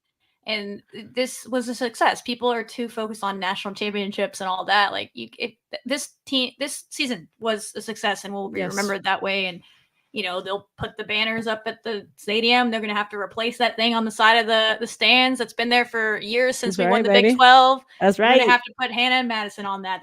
You go to the. I hope you're listening, Texas Tech. Next time I go to Walker, I better see Hannah and or Madison's face up there with the Big 12 championship. Next, I think it's Taylor Lytle from the past one up there. Leave them both. Yeah. But we got 2 of those now. Put a Sweet 16 banner wherever they hide those. Make bigger stands. We need bigger stands. We need, that we're gonna keep growing this thing, and I think there are some more fans that'll come out next year that became to love this team. And we're losing people, but there's still a lot to love. And I know you said maybe you'll never get to see this again. I think we'll see this again, but I get what you're saying. The specialness. This is just a unique year because it's the start of like a new era of Texas Tech soccer. You're getting them back to like setting a new standard. And Madison said that in her post-game interview, was like, we feel like we changed the standard at this program where, at the beginning of the year, it's like, we want to get back to the postseason. Somewhere along the way this year, they all said, no, actually, we want to get to College Cup. And she believes that that's going to carry over to future years. And I believe that. They've left their mark. There's players on this team that maybe we can touch on briefly, but we'll do that in a big episode future, but that are going to carry that mantle. And it's going to be a different team next year. I mean, you can't. It was this year. Yeah, it's always, and some people were like, I saw a tweet earlier. Anyway, I didn't really understand it, but I guess I get what they were saying. We're like, this was a rebuilding year and they made the Sweet 16. I was like, I would not consider this a rebuilding year. That was from a Texas Tech podcast. But I guess I get what they were saying is we lost, like Macy Schultz left and all that stuff. But when you have Madison and Hannah as fifth-year seniors that have started, to me, it's the opposite of a rebuilding year. It was a squeeze the mother effing orange and get the most you can out of Madison White and Hannah's last year. But I get what they're saying. You had a lot of freshmen and they're still here. So yeah, thank y'all. If y'all happen to be listening to this, don't know why you would, like we always say. No self-deprecation. I'm talking about the players. They got better things to do, not people that listen. But if they happen to be listening to this, because you're just chilling. But we love y'all. Y'all know that, and we appreciate all the love y'all have shown back to us. We're just here to be ambassadors for y'all, and we will be for the future. Whether you're returning here or you're graduating, we're going to be following y'all and hyping y'all up for the rest of life. And if y'all ever need anything, sorry about you, let us know. We got you're ours now. I think that was like a whole another like layer to all of this is the parents. And it has been such an honor and like privilege to get to meet the players or the players' parents and being like, y'all, I imagine they're going to listen to this, but when I met every player's parent, like they come up to me and they're like, see, Scarlett, like I'm so-and-so's mom or dad or whatever. I'm always like, nice to meet you. What is it like being Hannah Anderson's mom? What's it like being Sam Courtwright's dad? I don't ask anything else. I'm like, you are parents to legends.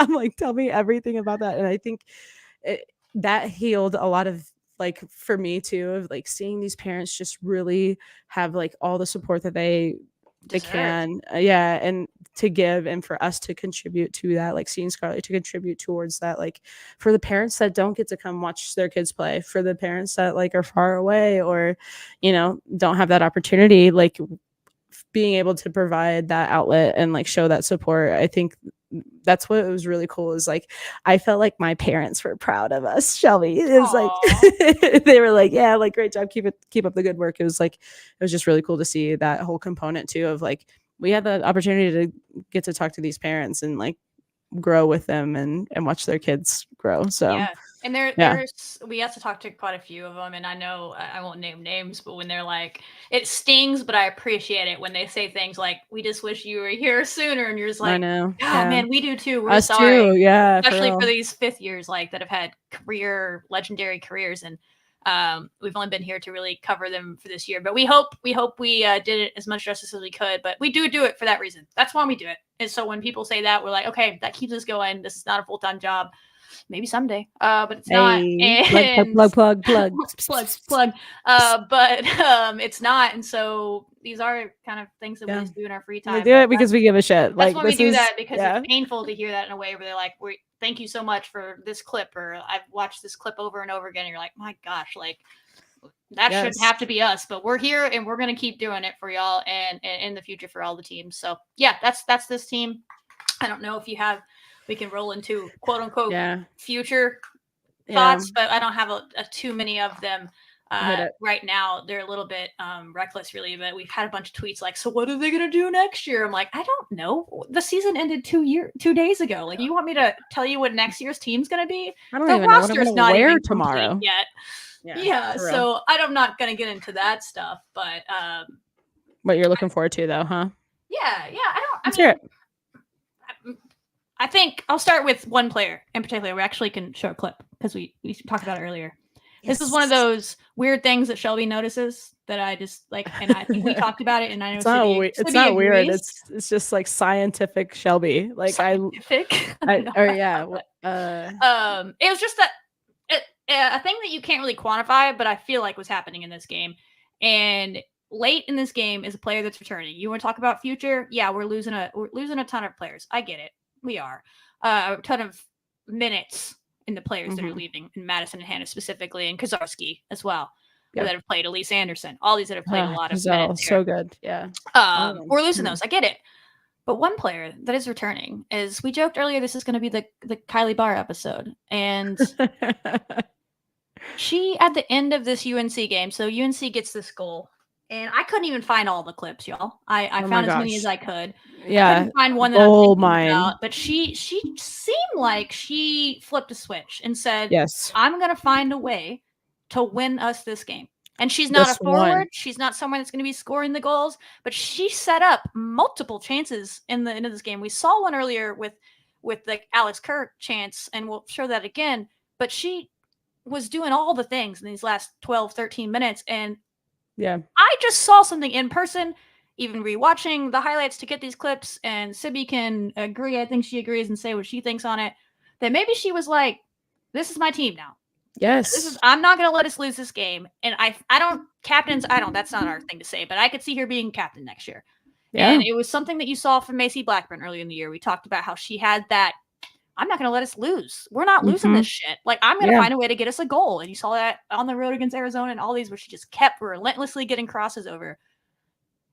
I'm not saying Kylie hasn't done that this year, but just watch these clips. We don't need to hear it, but we'll just talk over it. But this is the one you've already seen.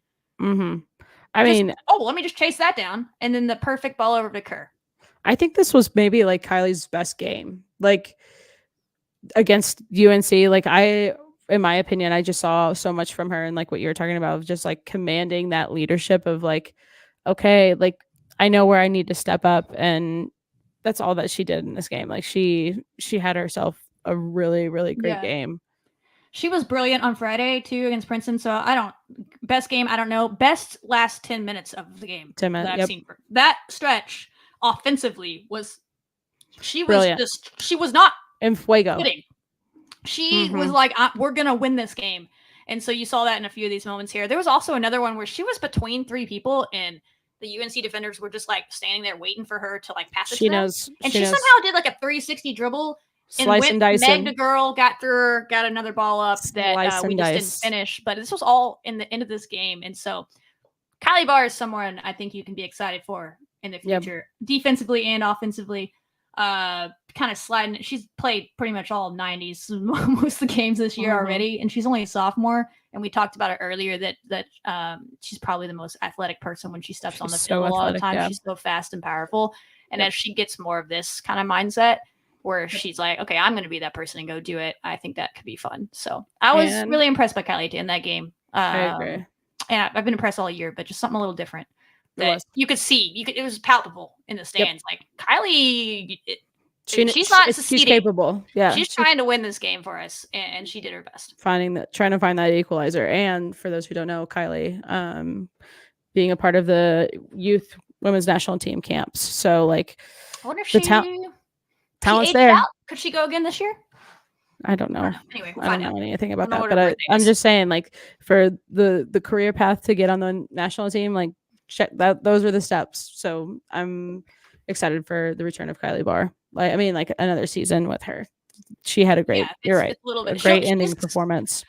she's going to be the same way where it's like we're sad, obviously, that you're losing Madison and Hannah, especially Hannah started every game in her career. I don't know that Callie started every game because she came in place of Macy when Macy got hurt last year as a freshman, but she started almost every game since she's got on campus. So she in 2 years, we're going to be talking about her the same way we're like Red Raider legends, Hannah and Madison. So prepare for that. So otherwise, guys, I don't know what they're going to do next year. Defensively, it's going to be a different team. That's not a groundbreaking thing to hear when we haven't watched anybody else play in goal or have Hannah in front of the goal in 5 years. 6 years by the time we start that season. Gosh, dude. So that's going to be an adjustment, but we have the best goalkeeper coach, a lot of people say, in Quinn on campus. A lot of good talent too coming our way. 2 already here. solid keepers on campus already that have had a chance to learn under Madison White and Quinn for a year. I don't know which one. I have no idea who's going to be there, but so yeah, it'll be an adjustment, but you have Cassie Taylor coming back there who will step into that senior leadership role as the center back. I don't know who's going to be next to her. If we have someone in the wings, Hannah pretty much played every minute this year, so I don't really know who that person is. Maybe we go portaling. Maybe there's someone that can step up. That's soccer. That's sports. There's always someone next in line, and we'll find out who it is. But I know. I'm like, wow, I cannot think about that at all. So. Yeah, like people are asking that, and I'm like, why do you? Oh my gosh, can you go to sleep?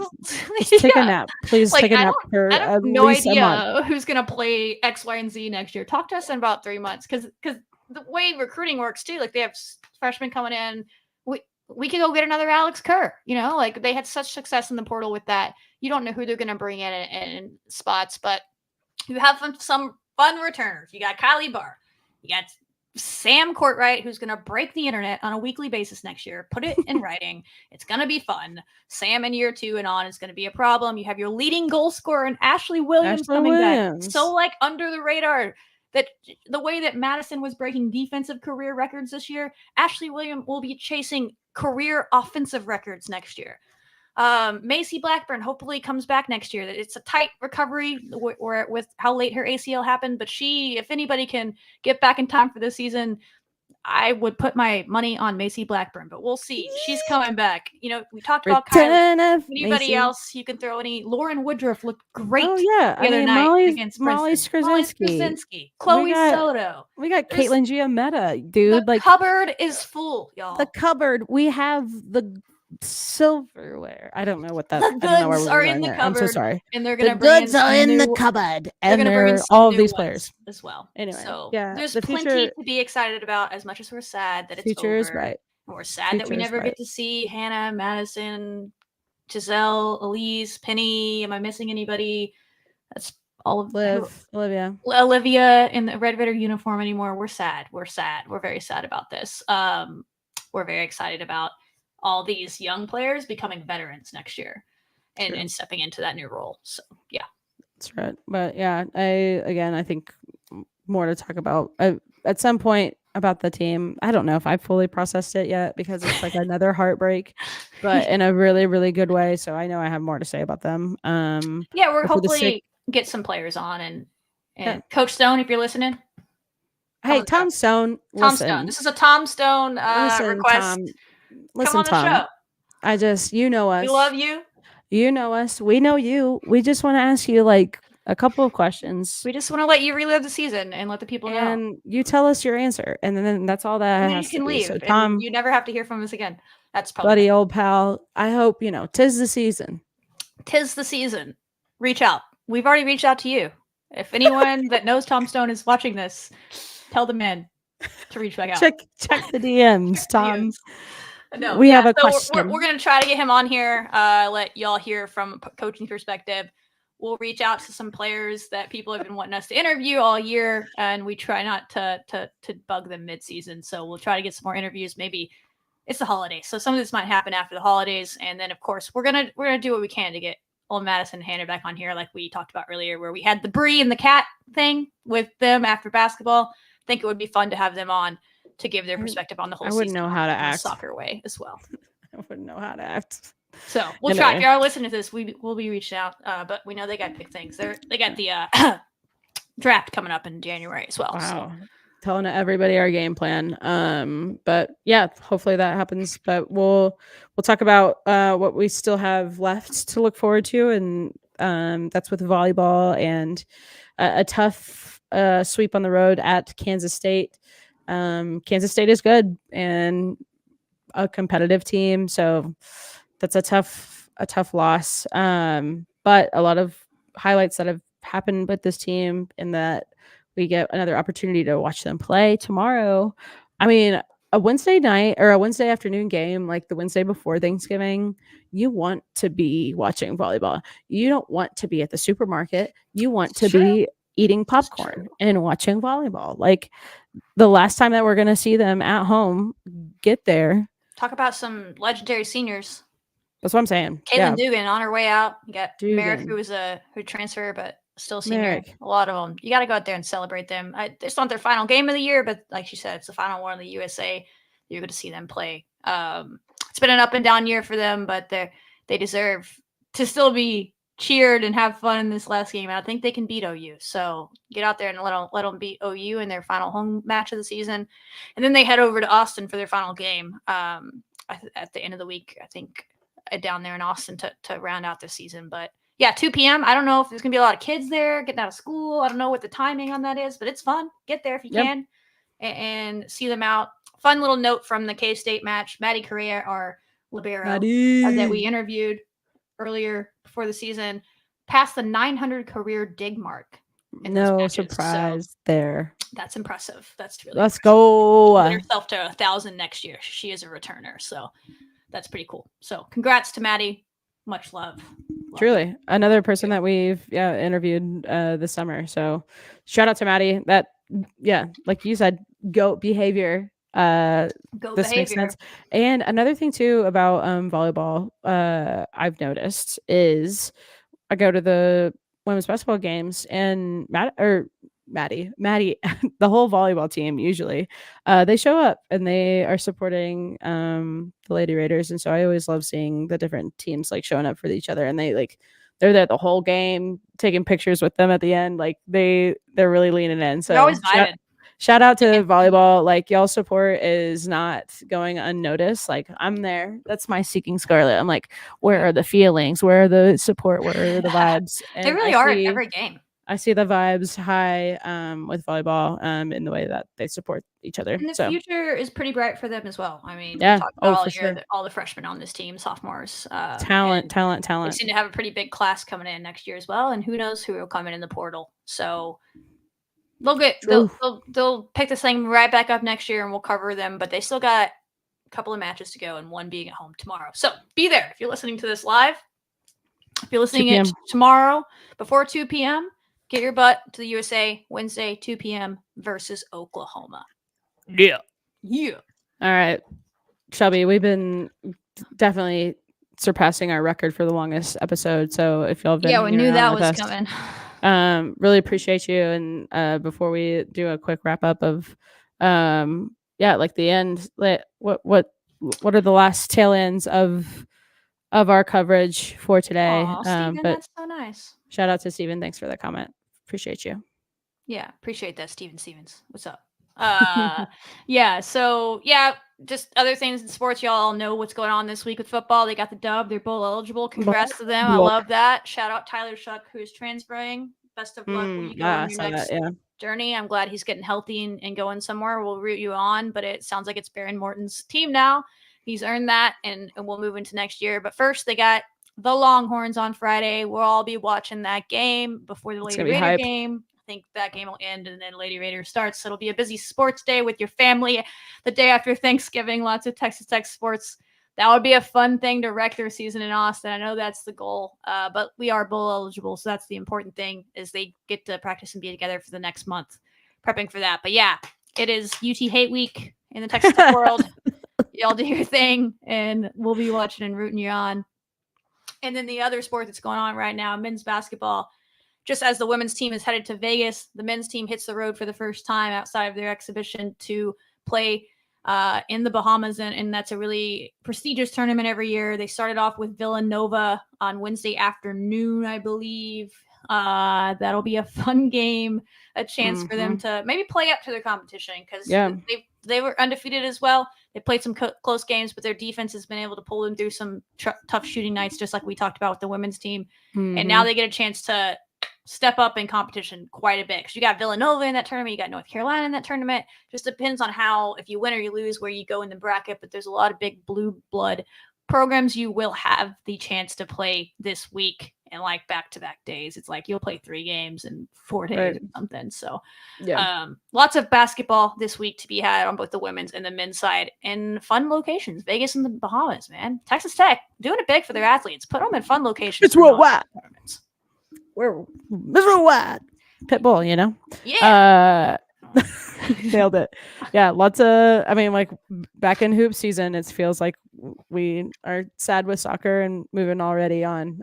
But yeah, shout out to football with a really tough start to the season. Being bowl eligible, I think, is already like awesome. Like, they really needed that, and I think they worked really hard to get that. When I know at the beginning of the season, like, everybody was doubting them. Like, not everybody, but like y'all know what the vibes were like, and the expectations were here, and once they didn't get hit, people so tough. stopped caring. But that's really not tough. the true. That's not the true fans. This is sports, and they fought their little way back, and there is still a world they could end the season with the same exact record as they did last year if they beat UT and then win their bowl game. Exactly. They're right there, and you're seeing the growth of this team. Really cool. So I'm excited to see all the sports this week doing their thing. There's a lot of other things that happen in Texas Tech sports that we will talk about another time. Shout out Ludwig winning his first PGA Tour win, golf, yay, other things. But yeah, much love to all the sports. Soccer, man, love you. This is our last clip show, sort of the year, but we'll probably, like we said, talk about y'all again later. Now it's basketball season, end of football season. Let's go. We're excited. Until next time, y'all. Till next time, y'all. Wreck 'em. Thanks for hanging out. Welcome. Yeah.